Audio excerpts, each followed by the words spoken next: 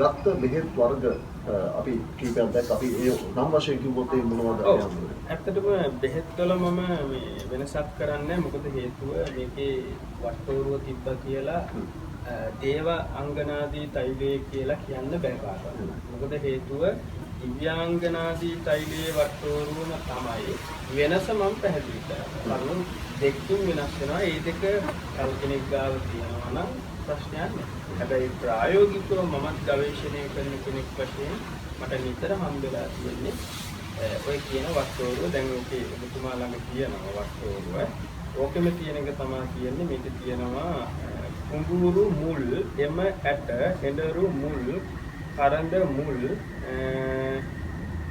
එම ඇට, හිප්පොතු, මිරිස්, කරවිල මුල්, මලබුලත් නැටි, කුඩු මිරිස මුල්, අරලු බුළු නෙල්ලි, පත්පාඩගම්, මෙකීවා පස් කලඳගෙන කසාය ලමින් මේ විදිහට තියෙන ඔකෙත් මම හිතන්නේ කුරුඳු මුල් කියලා ඔය කවියෙන් පටන් ගන්න. කුරුඳු මුල් පොතු එමෙතත් දෙයර මුල් ගනිමින් තොසා.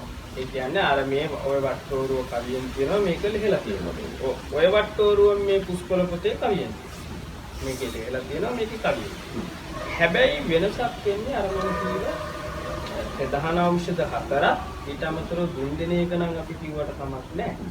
හැබැයි තෙල් එක කවුරු හරි හදලා අර කියන ගුණය ගන්න නම් මම කිව්වේ කස්තුරි ඉංග්‍රීසියල් මත විදිහට සුදු කඳුන් තව එකක් වෙනවා. එතකොට ඒකේ මුල් එන්නේ ඒ තුන ඒ හතර දැම්මට පස්සේ තමයි තෙලේ ගුණය සම්පූර්ණ අනිත් පැත්තට ගන්නේ. කියන්නේ වෙනසක් නිසා ප්‍රබලත්වයක්. එතකොට ඒකත් තව කිව්ව යුතුයි ඔය දෙකම කරලා ඔක වෙනම ජීවම් කරනවා. ඒ කියන්නේ තෙල හදලා ඊට පස්සේ හැදිලිවම වෙනම ජීවමක් තියෙනවා මේ දිව්‍යාංගනාගේ තෙල. හැබැයි ඔය පුස්කොළ පොතකවත් අච්චු පොතකවත් මුද්‍රිත පොතකවත් ලේසියෙන් හොයාගන්න බැහැ.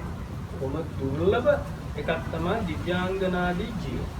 ඒ ජීවමෙනු සාපේක්ෂව 108ක් අටෝරාසියක් කියලා කියන්නේ. අටෝරාසියක් සම්පූර්ණ කරගත්තාට පස්සේ තමයි දෙලේ නියම ගුණය අපිට ගන්න පුළුවන්. රතු පැහැයට හුරුයි කියලා මම හිතනවා. මොකද මුල් වර්ගය නිසා රතු පැහැයට හුරු විය යුතුයි.